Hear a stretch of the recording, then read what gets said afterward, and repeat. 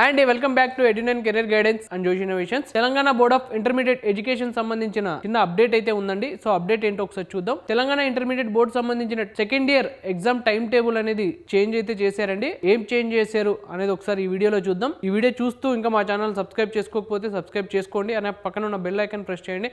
మాకు సంబంధించిన ప్రతి ఒక్క అప్డేట్ మీ వరకు వస్తుంది. ఇంటర్మీడియట్ పబ్లిక్ ఎగ్జామ్స్ 25th నుంచి స్టార్ట్ అవుతాయని మనకు తెలిసిన విషయమే అండి. 25th కి మనకి ఫస్ట్ ఇయర్ వాళ్ళకి స్టార్ట్ అవుతుంది. 26th నుంచి సెకండ్ ఇయర్ వాళ్ళకి అయితే ఎగ్జామ్స్ అనేవి స్టార్ట్ అవుతాయండి.